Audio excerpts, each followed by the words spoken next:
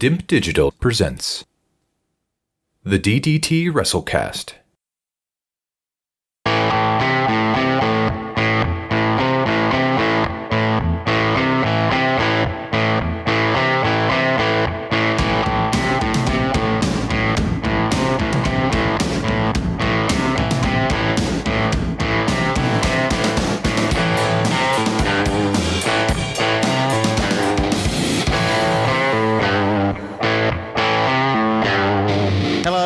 Here from Dimp Digital. Welcome to the DDT WrestleCast. This is the weekly pro wrestling podcast where we review wrestling shows from the past and present, as well as the latest news from the wacky world of professional wrestling. We are here every Friday on your podcast app and YouTube, absolutely free. This week I am once again joined by the current Fantasy Gaming League champion. It's the champion, it's Paper. How's it going? Hola, welcome to our Spanish viewers, that was just for them. Was it? I say viewers, I mean listeners. Do you know any more Spanish that you want to share with us? Yeah, uno cerveza, por favor. I'll have one beer, please. Okay. Uno café con leche, por favor. Coffee? Coffee with milk, please. I don't want any milk, so can you ask for a black one? Uno café, por favor. I think leche means milk. Yeah. So that I think that's, as far as my Spanish goes, that's helped me get through life. Is ask for the beer, ask for the coffee, and I'm done. And be polite. Well, I was going to say, why aren't you just doing the classic sort of gammon English thing and just pointing at things and doing slow English? I've found I've managed to bumble my way through many Spanish countries using that tactic. That's for everything else, I'll be polite when asking for that coffee and that beer because I really want it. Everything else is point. That pair of shorts, please. Yeah. Por favor. Throw one polite word in there that I know, just on everything. Yeah, I don't blame you. Well, we're here to review Backlash, WWE Backlash, which took place this past Sunday. It was billed, and this is their words, not mine, as the greatest wrestling match ever. That's before the match had taken place. They were saying that's what it's going to be. It's going to be Edge versus Randy Orton. So they built up a reasonably big bit of anticipation for the actual event itself. Have you ever seen anything like that in terms of building up a match in that way? I'm sure it's a bit tongue-in-cheek, but still, if you're going to say the greatest wrestling match ever, you better deliver or just completely screw it up.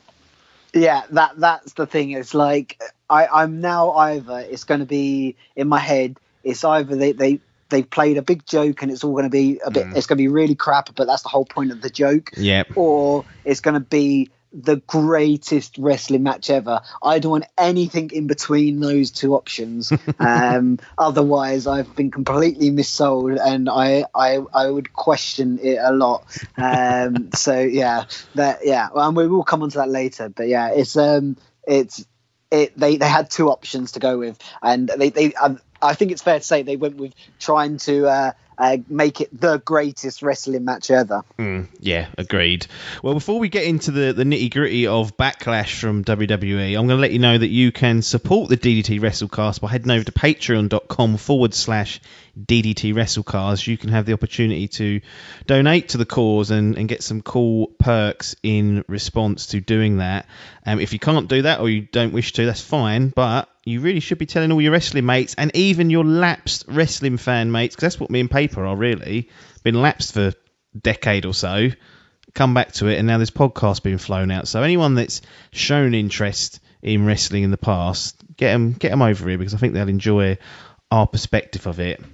So, WWE Backlash doesn't have a date. It doesn't have a 2020 this time, so they don't be doing that anymore. It's just called Backlash. June 14th. WWE Performance Centre, behind closed doors, tagline, as we said, the greatest wrestling match ever. I'm going to tag this as the greatest podcast ever, I think. Cool. Well, we've got to live up to it on this episode now. I know. Put that pressure on now. We've either got to be really, as I said earlier, we've either got to be really shit and take tongue and cheat, or be the greatest podcast ever now. I think we're going to be unintentionally really shit. That's it. I think that's what's going to happen. Before we get into the actual event itself, there was some news in the WWE this past week. They had a COVID test from one of their developmental guys, so it's kind of moved back their filming and shooting schedule for the week. So that's something they're going to be dealing with probably for the next couple of weeks, given that he or she may have come into contact with other workers. Bruce Pritchard, who's been running SmackDown, I say running, it's still Vince, but he's been like the head honcho who basically, takes things to Vince and says, this is what we want to do. And Vince goes, yeah, or no. And then he goes away and does something else. But Paul Heyman, who as many people know, used to run ECW and more recently is Brock Lesnar's manager for all intents and purposes. I think he calls him his advocate or some garbage now, but he's a manager. He was running Raw, and he'd been doing that for just maybe shy of a year or so. Well, this past week, the announcement came out that Heyman's no longer going to be doing that role, so I'm assuming he's still going to be with Brock whenever Brock decides to come back for a couple of months, like he decides to do. And Bruce Pritchard is going to take over both Raw and SmackDown, so they're going to have one unified kind of creative head, I guess, over the two brands. NXT will still be run by Triple H, Hunter Hearst Helmsley, Paul Levesque, whatever you want to call him. But to you, does this suggest that maybe, just maybe, and bear in mind we don't watch Raw or SmackDown, so we're well out of the loop, but could they be tailoring towards perhaps putting the rosters back together instead of having two separate rosters? Because they've been going down that route for the last few years of having a Raw roster and a SmackDown roster. Yeah, I don't know. It'd be interesting to see what they would do with it. It could just be something behind the scenes and they just don't like what Paul Heyman's doing. Yeah. I've read a little bit about this whole sort of situation, and I do feel a bit, if Paul Heyman's sort of been pushed out the door, I do feel a bit sorry considering his thing is all about bringing through new talent and stuff like that, and that's how sort of Drew McIntyre sort of made his way to the top, and Apollo Creed's now the United States champion and stuff like that. These all guys, which wasn't on the main show tonight, which annoyed me. But these are all guys that he sort of pushed on Raw to bring through as a new talent, and so you'd hope that they're not going to lose that element of it. But I'm up for a more unified WWE universe, if I'm being honest. I feel like having these two shows, like it's all well and good, but I personally don't like the factor of two rosters. I don't like the fact that when we go through a pay-per-view that there's two sets of commentators on it, and all that type of stuff. And I would like it to sort of, in some sort of way, to be, Raw to be the main sort of show and SmackDown to be sort of a bit like the sort of subpar show where people are sort of being brought into to really show that they can progress into Raw and stuff like that, and pay-per-views. And that's for me. And then just, only having one sort of main belt and all that type of stuff that comes with that, I'd be more up for that than what it is at the moment. But yeah, it'll be interesting. I'll keep an eager eye and see what's happening in that world as time progresses. Yeah, I think I would prefer a unified roster, but it's difficult though because they've just got so many people. And not all of them are at an interesting level. They're not all of interesting quality, but they've got so many people that they need to find time for. And they just don't seem to have the time, despite Raw being the 3-hour show, which is just, I couldn't think of anything worse than sitting through that every Monday. I feel sorry for Heyman as well, like you said, if he has been pushed out, because also he got a bit of the short straw there, doing the 3-hour show. That's much harder than 2 hours, having to fucking write for that each week. But yeah, interesting to see where it goes. Would you still leave NXT on its own island if Vince phoned you up and, right, we're going to go with this joint roster business, we're not sure what to do with NXT, do we leave that where it is, or do you want that all bought in as well? I think NXT is a different kettle of fish to Raw and SmackDown. I think NXT has got an older audience. It feels to me like it's competing more with the independent scenes and the sort of smaller brands like Impact and AEW and stuff like that. And I feel like that's sort of a nice niche market for the WWE to sort of invest in. And, they can do little crossovers from time to time with the main sort of roster. But I think like they've got a nice package over there. There's no point in messing with that at the moment. Oh, no, yeah. It's definitely, in my view, the best sort of product that the WWE are putting out.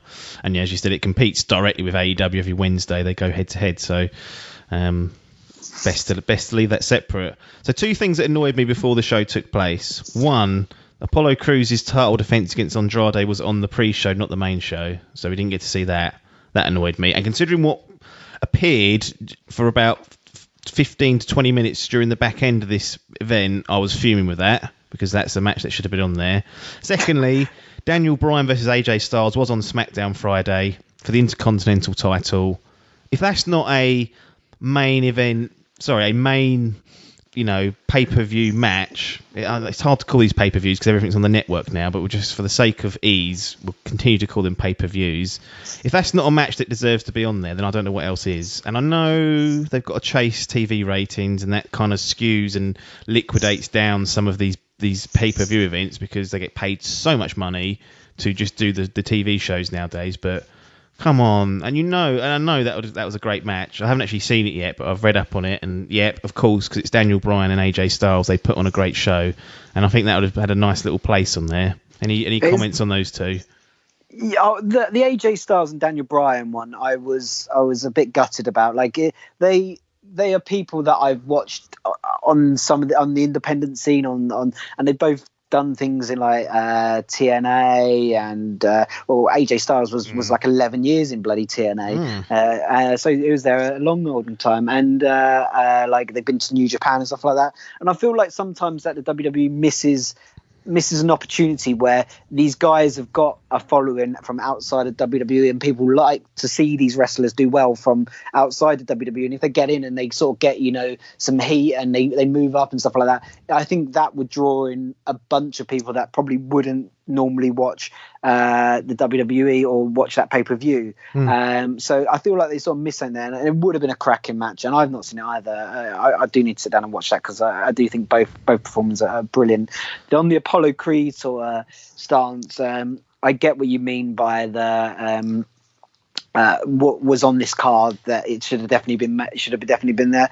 I personally am not too fussed that I missed it. I haven't, as like a lot of, like we mentioned at the start, watched Raw or SmackDown religiously, and so it's I wasn't sort of sold into all of that at the moment. So I was quite happy that I didn't see it, if that made sense. But I do agree with you that it is probably going to be better than some of the stuff they had on this card. Yeah, absolutely. Because instead we kicked things off with a triple threat tag team match for the WWE Women's Tag Team Championships. There's only one Women's Tag Team Champion. There's not a Raw or a SmackDown version of those, which seemingly is the right way to go.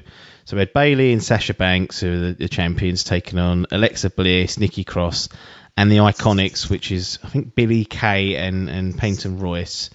8 minutes 50. These were proper triple threat tag rules, so they had 3 ladies in the ring at any one time. So it wasn't one of those weird ones where it's a triple threat tag team match, but there's 2 people in and you can kind of tag someone who's not on your team. There was always 3 here. But what did you think of this as an opener? They seem to always wheel out the women as an opener in WWE, I've noticed.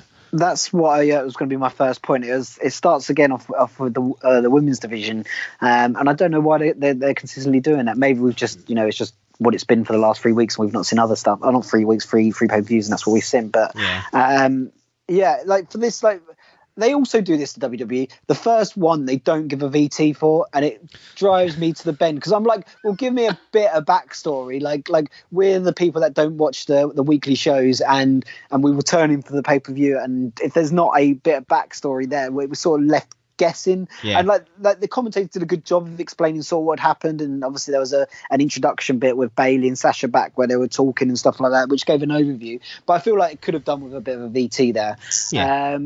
But all in all, it was just a bit boring, I found. Like there was nothing really happened, and it was just a bit like, there you go. And I just felt like I served a match that didn't get my juices running early on. Like we like to kick that, as we always mention, we like a show to kick things off with a great match to start with, to really sort of get us into the mood.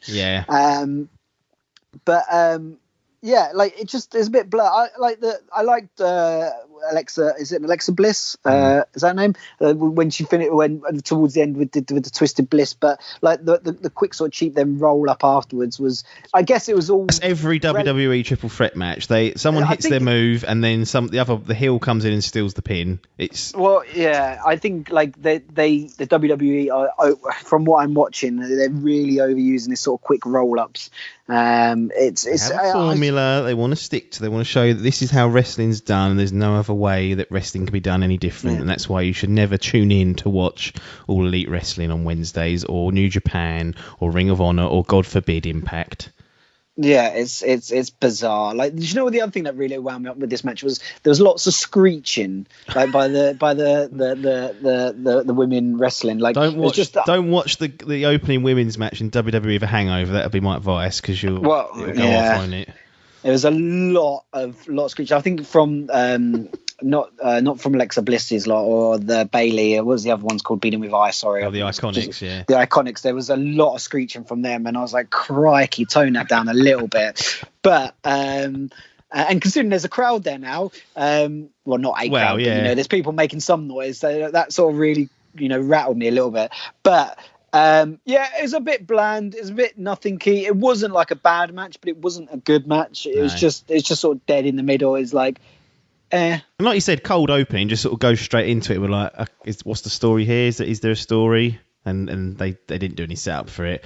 So we then rolled into the second match, which was Sheamus and Jeff Hardy. Now this, on the contrary, they've done a great job of giving us a little VT and a build up to this. I completely, having not watched SmackDown other than a few clips now and again over the last few months, I had an excellent idea of why these two are feuding.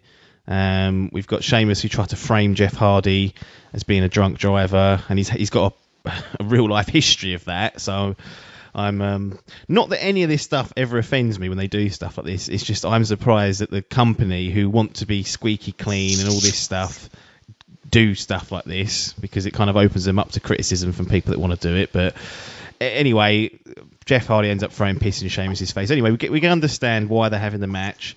See, this, I think, would have been a much better match to kick things off with, because we had a nice VT to set things up, and you're like, okay, right, I'm interested to see who wins this now. And the match itself, I actually quite enjoyed. Yeah, I completely agree. My first note on this match was I really enjoyed the VT. That VT really got me excited for this match from the get-go. And and there's a little bit of harping on, we thinking back to the Attitude Era of when we were really into the wrestling and stuff like that. We got the Hardy Boys, and we know sort of Jeff Hardy and so forth. Then we know of Sheamus has been around for donkeys, so you're going to get a good match. And then they just really good.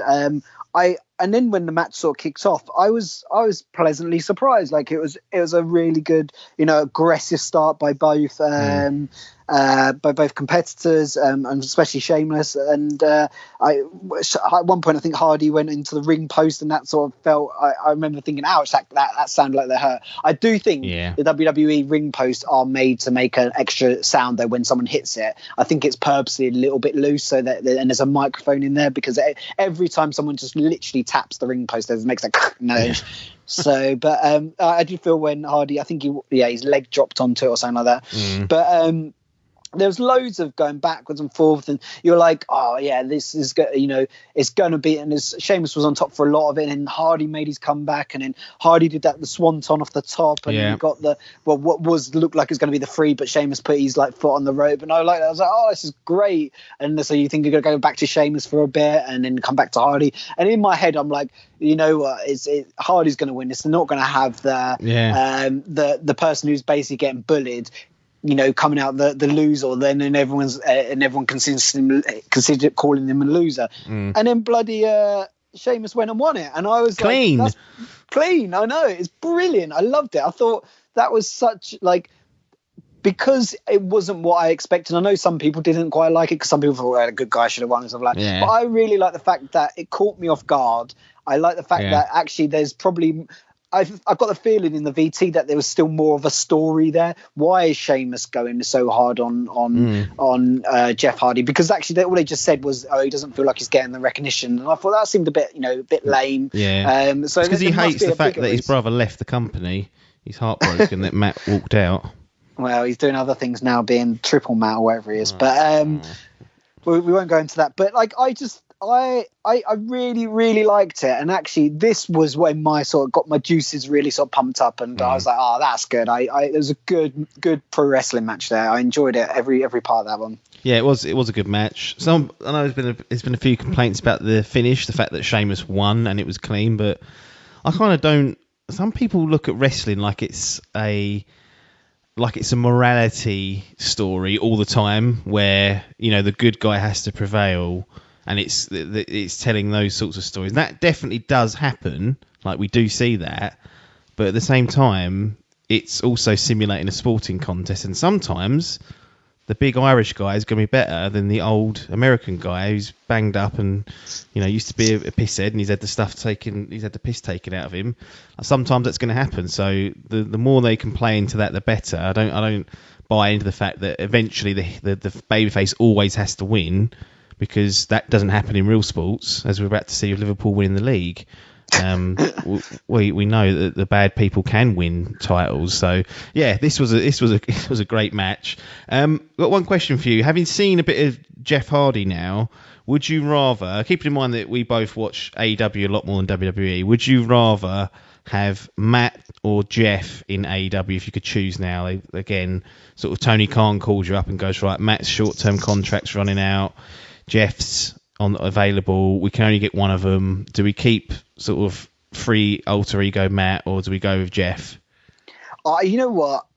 And this might surprise you, but I would keep Matt. Like, there is something about Matt growing on me more and more as I see him in AEW and these characters. I don't agree with some of the, the stuff changing in match and stuff like that. But I mean, I am sort of starting to grow to like the multiple characters when he's just suddenly a different Matt. Yeah. But like, I don't want to see the magic changing in the middle of a match. That's about it. But like, and I feel like Matt's probably going to be more consistent. It'll probably give more back to the business and the younger guys in there, whereas I think Jeff is sort of we saw it a bit in the whole sort of when he went over to TNA for a bit, where he just was ropey. It wasn't, it just didn't feel like it didn't feel like the old Jeff. That he's too old to do that now anyway. And he's sort of still trying to live in that sort of land of doing the high dives, whereas Matt sort of moved away from that and sort of trying to do other things so that he can continue his career and actually be good at it. Like people like Jericho and stuff like that, they're slowing down, but they're doing it in such a way that I think is useful for the business and for the product.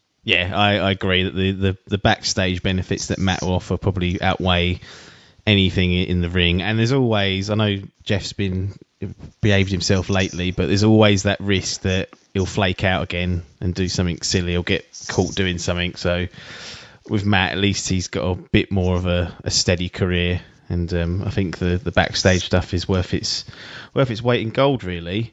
Raw women's tag championship match. We've got Asuka versus Nia Jax. Ran just under 8 minutes. Like, this wasn't a great match, I didn't think, to start with. I don't think much of Nia Jax at all, and then the finish was just diabolical, double count out. What are we doing? It was it's by far the worst match on the whole entire card, this one. It was just crap. Nia Jax is just like she's a big lass, but like she's I don't know, she doesn't. She ain't Awesome Kong. She was a big lass, and she played it well. Even Nyla Rose, who's ropey, still has some sort of intensity to her.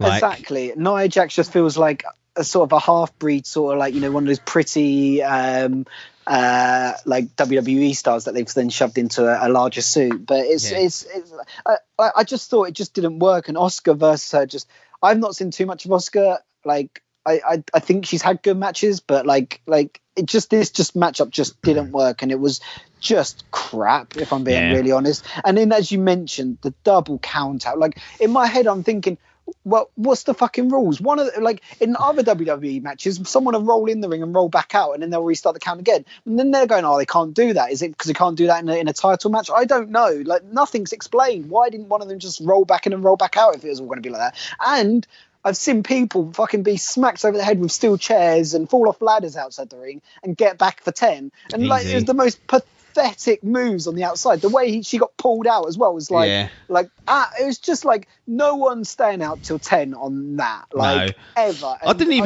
I couldn't believe it. I didn't even know that was the finish. I was sitting there and I saw the referee sort of waving their arms about, and I was like, what's going on? And then the bell went, and I was like, what? It's a double count out. It's barely even got going, the match. Yeah, I'm really hoping they don't. Well, I've seen the catch up on Raw, not actually watched it, but like sort of saw what happened in there. They're still playing the Nia Jax Oscar thing, so I was hoping they'll just bin it because they don't work. They don't work together. Like it's not a good matchup. And leave it now. Just be like, Oscar move on to someone else. Like I don't want to see that anymore, especially not at whatever was it. Maybe they want another match at the hardcore one coming up next month. But I imagine that'll be it, won't it? I mean, the real problem they've kind of got here is that Oscar won Money in the Bank, and obviously the plan was for her to challenge for the belt against Becky Lynch at some point and cash in the briefcase whenever. Becky went and got herself up the duff but had to relinquish the title, and it went straight to Oscar. So there is a little bit of a question for people to say, well, Oscar kind of did earn the belt, but she didn't beat the man, i.e. in Becky Lynch's case. So kind of needed to have a few strong victories to establish her as champion. This doesn't do her any favours, going to a count-out draw against fucking Nia Jax. No, exactly. This is when you want to be building them up as to say this was the right person to get it, and then get her like absolutely demolishing some people, and some people go, "Wow, she deserves it." Yeah. You don't want someone just to think that Nia Jax match was shit, and that was the worst count out ever. And now everyone's thinking, does she really deserve that title? Is she really the WWE champ? Because like at the moment, I'm thinking, I'd rather someone Raw champ. I'd rather someone else have that belt. Yeah, I mean, Shayna Baszler was the obvious one to me, but it seems to have gone missing as of late. Before I go into the next match, I want to take a quick pause because we actually had a advert for WWE 2K Battlegrounds. So those that don't know, we run a video game podcast every Monday called Idle Game Chat. Again, you can find it for free on any podcast app or on YouTube. But did you see the WWE 2K Battlegrounds advert? And if you did, would it be something that you'd be interested in purchasing, perhaps on your little Switch if it ever arrived on that, or did it just look like shit? Is the one you're talking about where like they throw each other into crocodiles and stuff like that? Yes. Yeah. So it's an interesting concept. They're trying to do something different, maybe after the fucking calamity of the last WWE game. Oh, but it's for me like it feels very much arcadey, and I would maybe give it a go. It doesn't seem like it's the type of thing that I want to spend lots of time in, but as something as a bit of like fun, like a Rocket League type of game, it feels like it might have something there if the controls and it works as advertised. Yeah. It's not something I think I would be telling everyone to buy, but it's like one of those things that I feel like, I'd give it a go if I had it and I got it cheap or something like that. But at the moment, I'd like to know what the game's about and how much its price point is and stuff like that before I'd commit anything to that. Yeah, absolutely. Universal title match: Braun Strowman versus The Miz and Morrison. Not a triple threat match. This was a 2-on-1 handicap match for one of their main belts, and it was discussed and revealed earlier on in the night via an interview that Miz and Morrison couldn't share the belt, i.e. they couldn't both be co-champions. The belt would go to whoever got the pinfall or the submission on Strowman. As soon as that was revealed, I was like, well, we know that Braun's not going to lose it because Miz and Morrison are going to have some sort of miscommunication or falling out, and that's what's going to cost them. And believe it or not, that's pretty much what happened. Miz pulled Morrison off after they'd hit the skull crushing finale, as they call it, and that probably would have secured Morrison the belt, but Miz did that and it ended up costing them. But first of all, what do you think of this as a match for the Universal title? And then secondly, the match itself. We're both big fans of Morrison, so it's tough to see him in weird situations like this, if I'm honest. It is a bit of a weird one. It's that whole WWE mix of them trying to spice matches up that don't need to be spiced up. Like it's like you've got the belt, that's the draw. Now just have two people that deserve to wrestle it out. like it was a strange mix, and actually like the people that they were putting in as well, like it seemed very loosely put together, this whole sort of storyline. Like it just seemed a bit crap, because they did give a VT for this one as well. But and then all the other thing that was going through my head was like, what happened to Brian Wyatt and stuff like that in the previous? Like they're clearly, and we spoke about it in the last podcast, there was clearly an avenue there for then Strowman to face the Fiend in the next pay-per-view. That's what we said. Like, there's now he's turning, and there's going to be this whole. That seems to fucking disappeared. What happened to that? I don't know. Unless they're going to play that later on down the line. Yeah. But like, it just, to me, it seemed like there was a story there that was unfinished, and it's gone off a different way. And it was even strange this one. Like, there was the music video as well when they came out, and I was like, "What the fuck's going on here?" I forgot about that. Is this an actual song that they're selling? And I don't know. And then it kept cutting to them, and they were dancing in the ring and stuff like that. And I was just like, well, "This is a bit." And it went on long, and it wasn't like. And Braun Strowman did interrupt the song, but they only interrupted after like fucking 2 minutes. Saw most of it. Exactly. And I was like, what the fuck's going on here? Like, it was all a bit strange. And like, I do like comedy style of wrestling as well. Like, but like, I just don't think it just, the mixture didn't quite work, if I'm being honest. And like you said, like, as soon as they said those rules, in my head I was like, well, Morrison's clearly going to get the pin, and Miz is going to clearly pull him or stop that pin, and then there's going to be that miscommunication, as you said, and that's going to cost him a match, which is really obvious once you know the rules and stuff like that. But, especially when they only reveal it on the night of the event, like, and Miz and Morrison act shocked that that's how it works. It's like, well, how do you not know how this works? Yeah, it's bizarre. Like, there was a lot of strange things on this pay-per-view. Like, there was a lot of good things, but there was also a lot of really. I just don't quite understand why the WWE went down that route.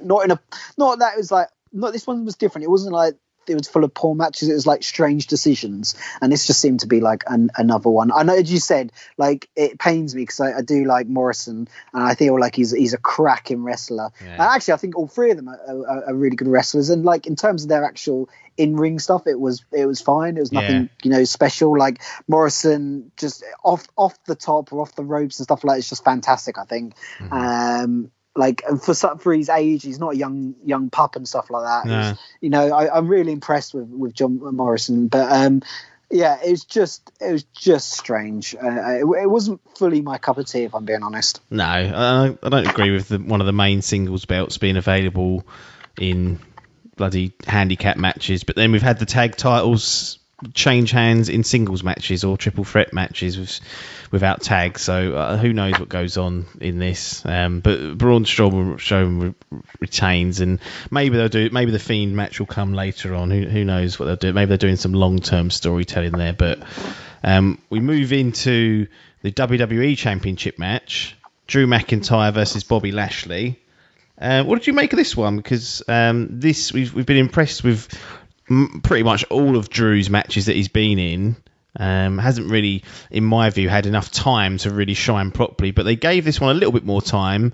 He retained him 13 minutes, and for a while it looked like Bobby Lashley was going to pose a threat, actually a genuine threat to the title.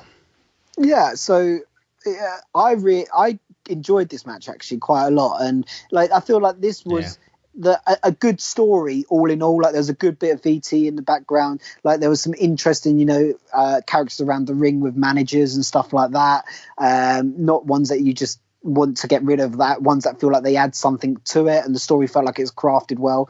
The actual in the ring story, I loved the bit where Bobby Lashley came in from the start and he just put him in the lock. Oh yeah, put him in the full Nelson straight away, because I'm like, at that point, you've suddenly now put a whole different meaning. Suddenly, like, this Bobby Lashley is now like this, like, brutal character that's just going to attack, and he's really like hungry.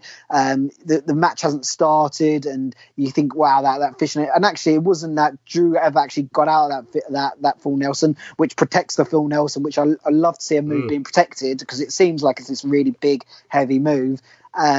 And now that move's still protected because Drew couldn't get out of it. And it was only because Bobby Lashley let go.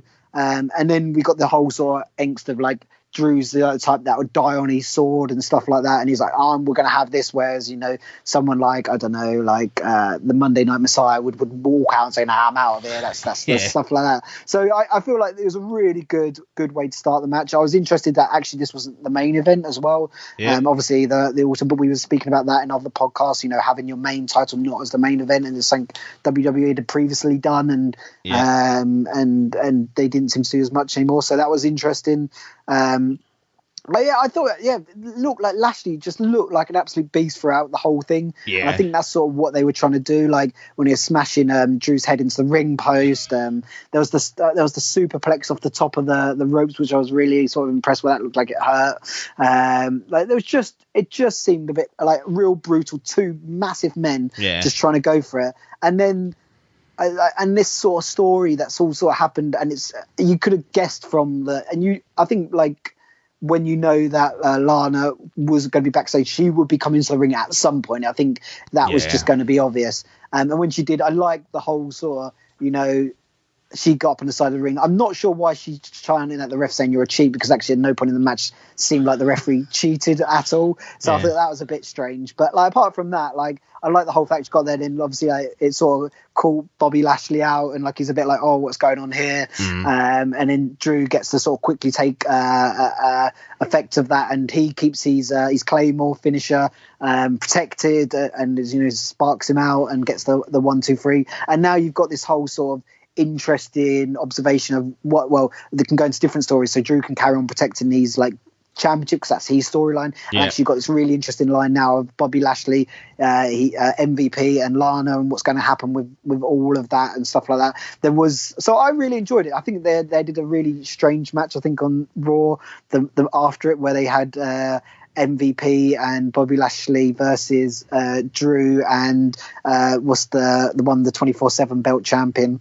Oh fuck! Who is it nowadays? R-Truth. That's it. They had a tag match and apparently they had the WWE title on the line for that, which is once again strange. Why are WWE putting the main belts up in these sort of really weird speculation matches? But we diverged. That was another segment on a different show. But on this show, I felt like they did a really good job of sort of like protecting the integrity of the belt. It felt like a good match. It felt like these two strong people, like Bobby Lashley, I don't think has ever really been given that opportunity, near the top. And it was good to see him actually get that and actually perform really well. And so I enjoyed that one, actually. That was one I'd take away, and I'd have, you know, I'd tick off. That's the third tick Drew's got in a row from us. So Drew's performing. Yeah, I mean it was a good match. Probably my favourite of the night in just terms of just straight wrestling match.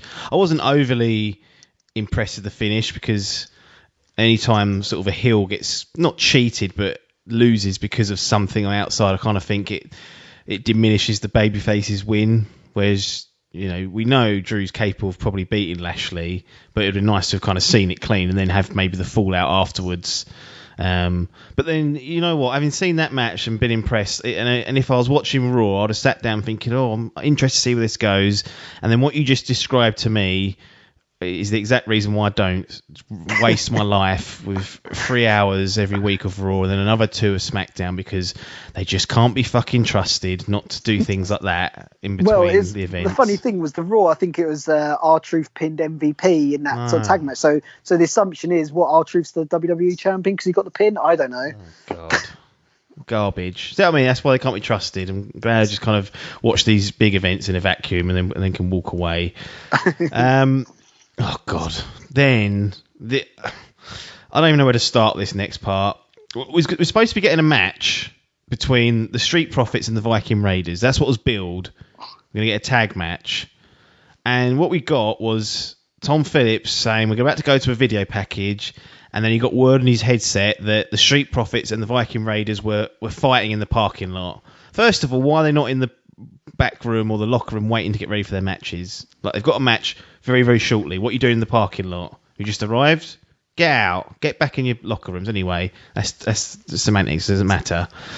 Then the music kicks in, and I think, oh God, no. And it's a 20 or so minute, maybe longer, maybe 30 minutes, between 20 and 30 minutes, cinematic brawl. This was not even a match, I don't think, in the end. I don't think it even ended properly. They had a fucking alligator. What was this garbage? I mean, we've slagged off the cinematic style, but this is the worst one I've seen of the lot. Easily. This is just so woefully bad, and just to put this on before the greatest wrestling match of all time that's going to take place is criminal. To really suck the energy out of me and set me through this tour. Oh, it was so long, wasn't it? It was just like, that was it. I was thinking, when's it going to go in? I think my notes on this consist of ninjas, ... monster in trash can, ... what happened with Braun Strowman's car, ...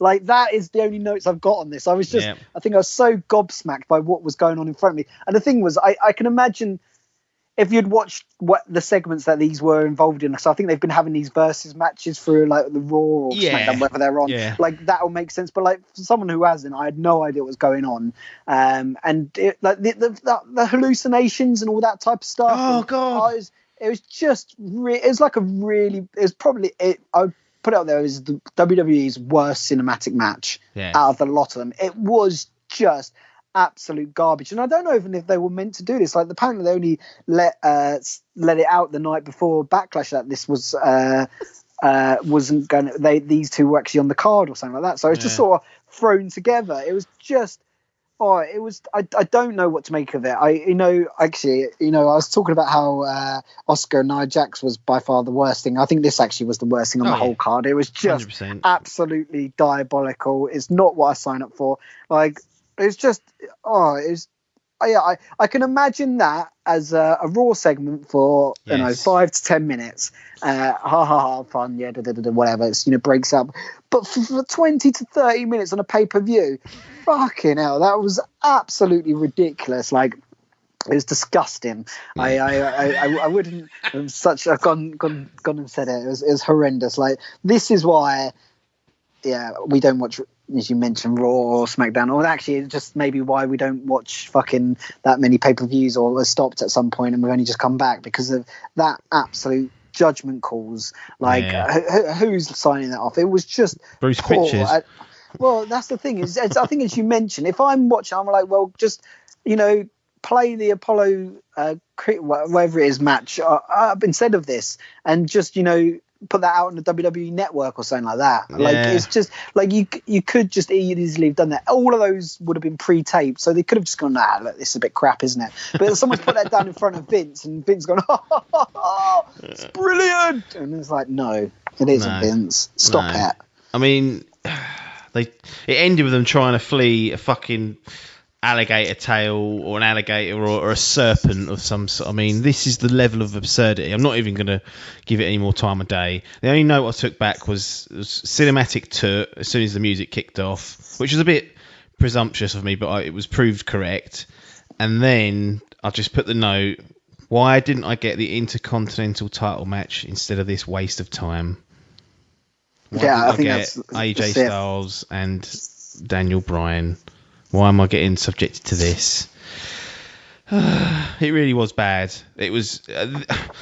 This should, in the real world, kill off cinematic matches forever. This is enough for someone, if there was a wrestling god out there, to look down and go, right, I'm going to stop this from happening anymore because people shouldn't be subjected to it. But it's not going to happen. It's WWE, and we're going to see something just as bad one day again. I can almost guarantee it. We then get to the main event, get a little video package of the Orton v Edge rivalry. Been rumbling on since Royal Rumble, so quite a long-term storyline going on here.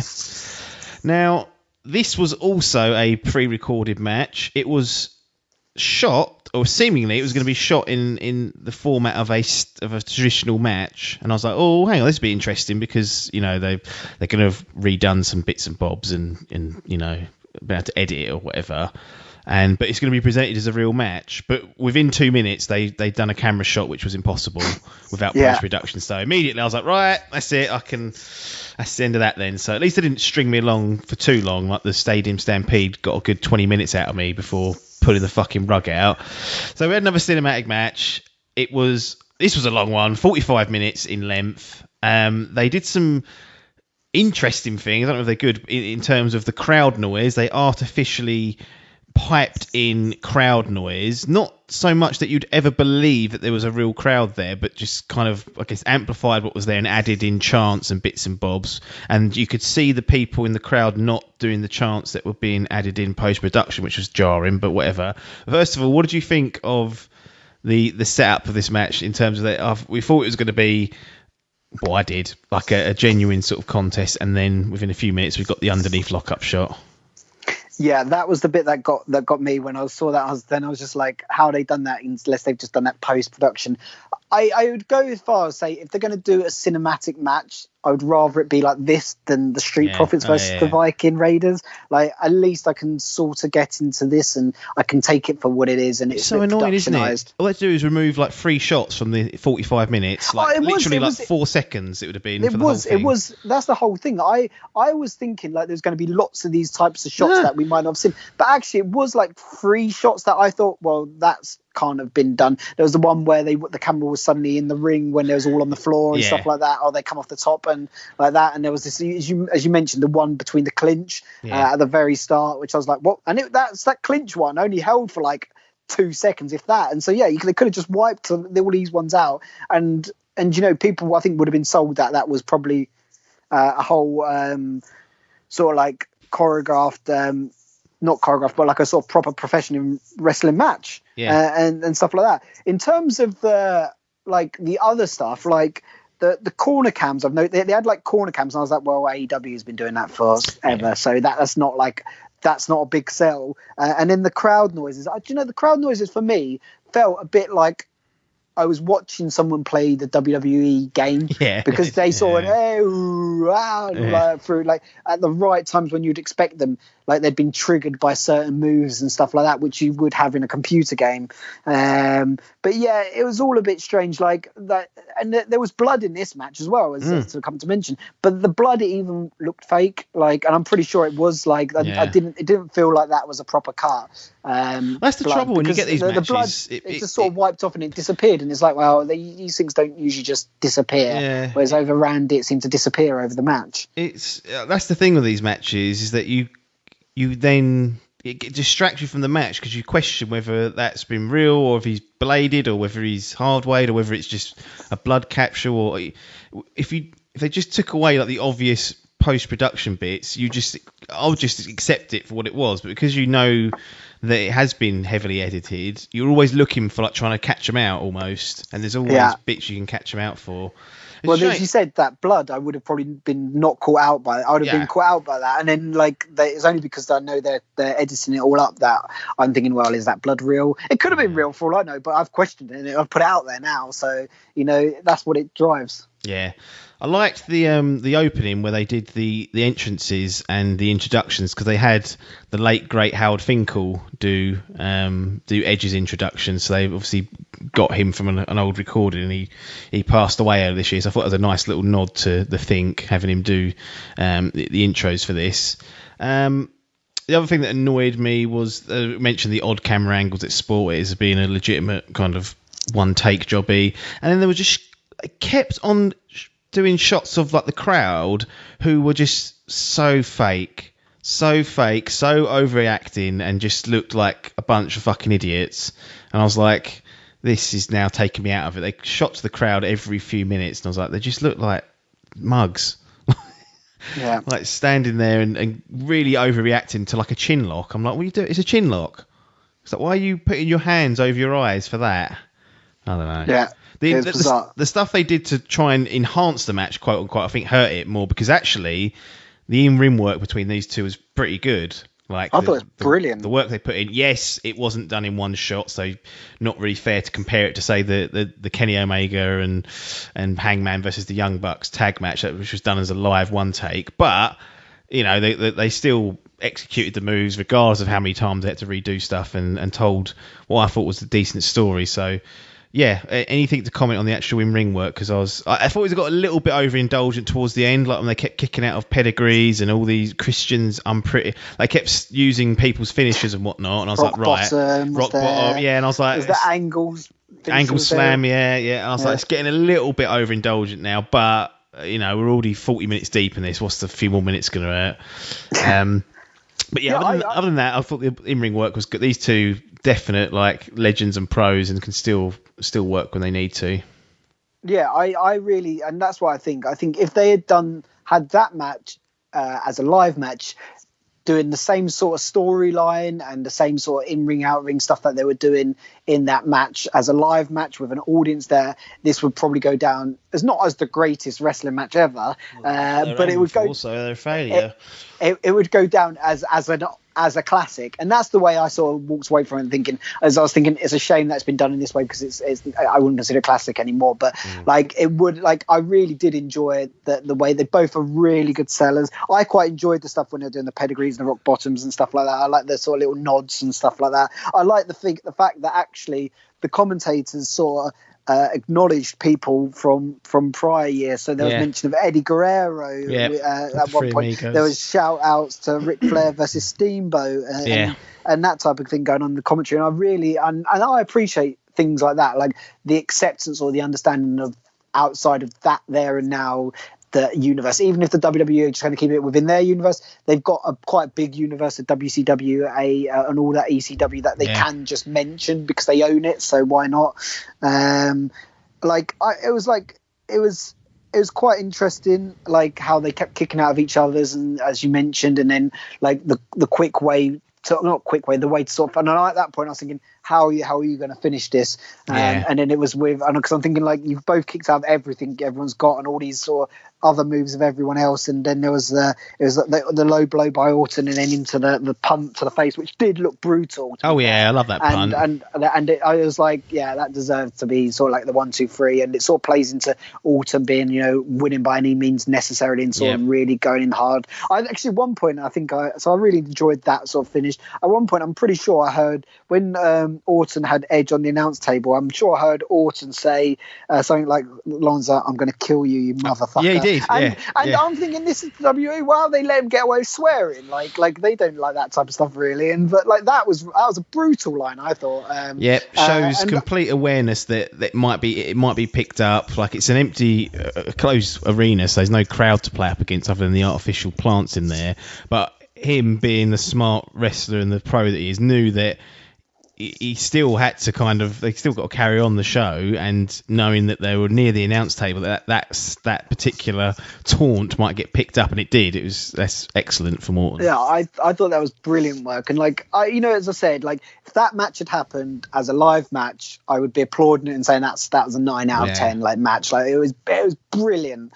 But unfortunately, there was those few things we spoke about earlier. I think after it, Edge Day's come out, he's been injured. He's going to be out for a couple of months, which seems a shame. Triceps, and believe it or not, that was on like a retake. They'd already done most, if not all, the spots, and they're just trying to get some of the shots looking better, and fucking ripped his triceps. So it's a shame because there's a trilogy there now, because obviously with Edge won the brawl outside, and then and then at WrestleMania, and then Orton's now won the in-ring stuff. There seems to be there needs to be another match just to sort of either affirm that Edge is back and he gets the win over Orton and wins sort of like the best of 3 and stuff like that, or otherwise just don't bring Edge back.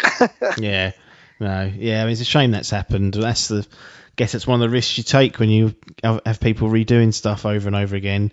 Do you think that in a environment where there is no editing, they could have done this match? Could they have done 45 minutes non-stop, no botches? I mean, maybe the no botches is a bit harsh because there's always going to be something in a live match that doesn't quite go right. But do you think they're capable of doing that, or do you think having it done in this way, where it was post-produced, meant they could do more than perhaps what they would have been doing in front of like a live audience in one go, theatre style?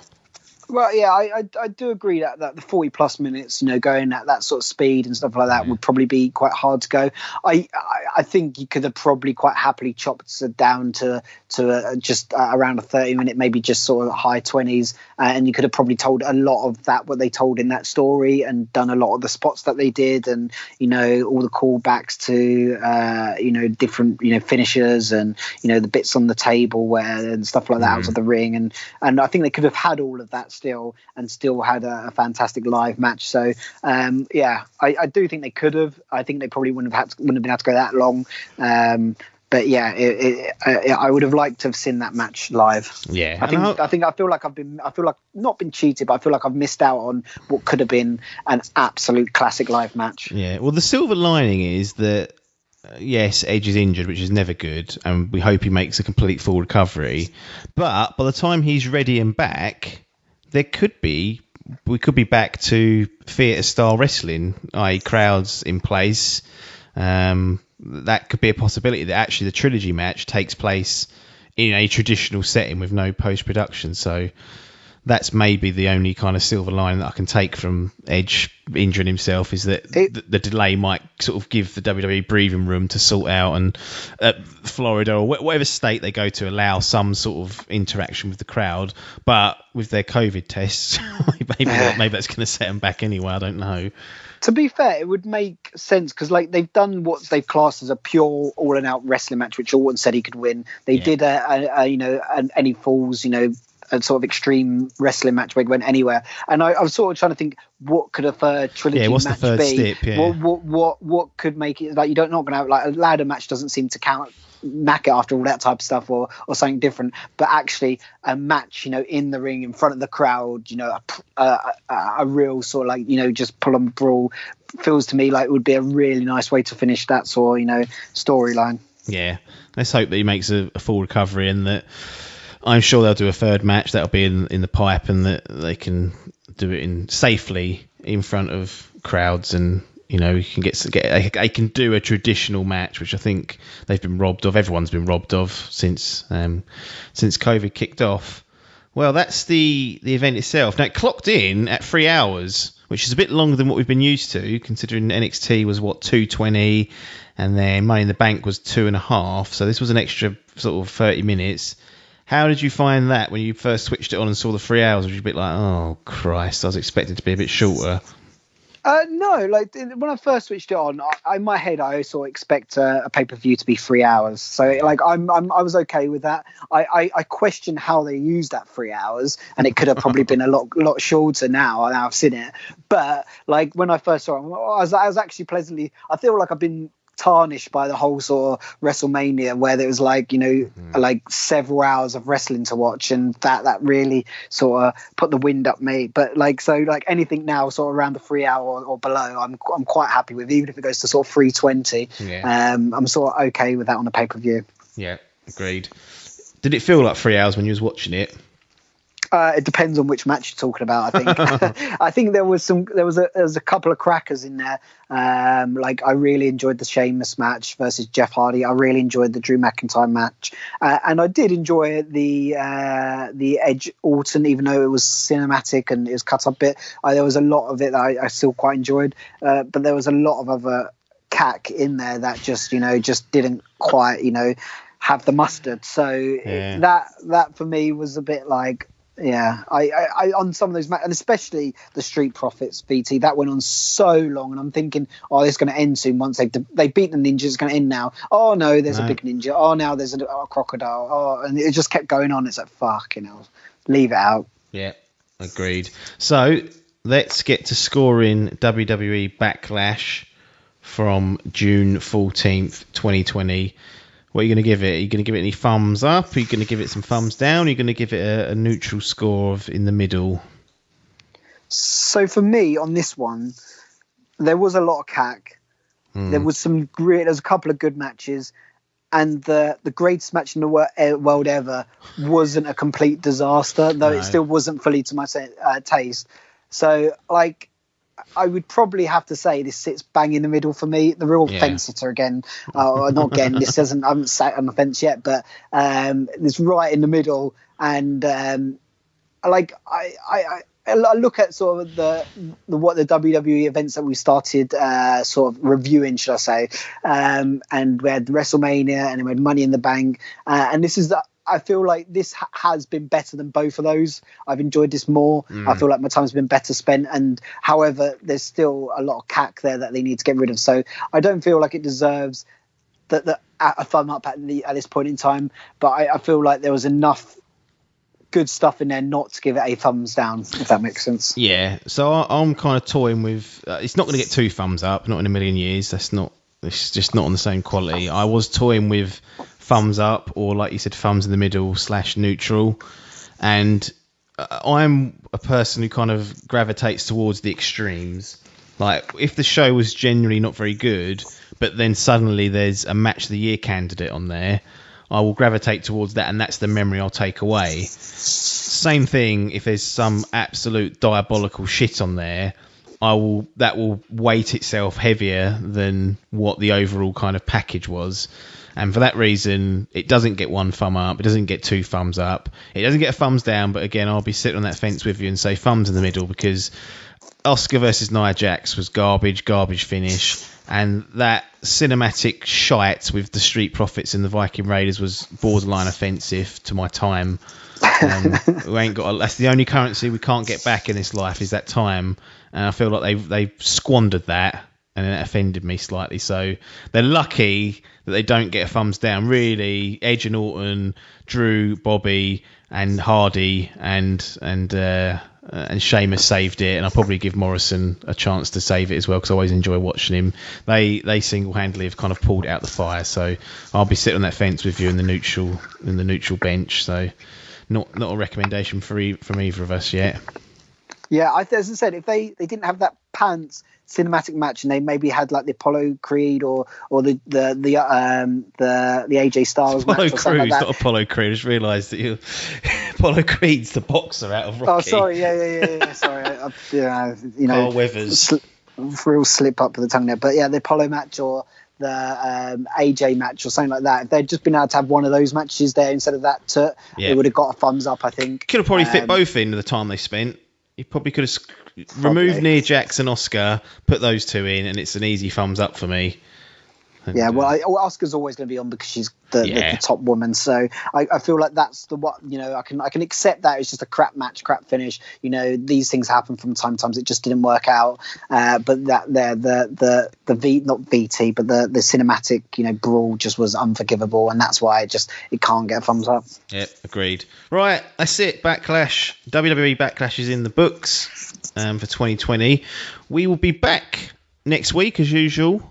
It's going to be most likely our review of Smack'em Whack'em, which was a request that was given to us on Facebook. So that's most likely going to be what the podcast is about. So if you've got the WWE Network, find Smack'em Whack'em. There's only one Smack'em Whack'em on there, so you won't be scrambling to find out what it is. It's a 2-hour home video compilation of matches and not angles and skits, I guess, that are made especially for this video. So we'll be doing that. It's a 2-hour event, and we've got a podcast in the can ready to go for that. So if you want to either watch along, but if you want to watch it and get a primer for what we're going to be talking about, Smack'em Whack'em is what will probably be coming next week. If not, it'll probably be the week after. It's ready to go. It's just I guess next week there's no live events at the weekend. There's no real excuse for it not to be aired on the 26th. I can't think of any reason why, unless something major happens in the world of wrestling. So we look forward to seeing you next Friday. I'm going to stop talking now. Nothing more for us to say for this edition of the DDT WrestleCast other than thanks for your time and ta-da.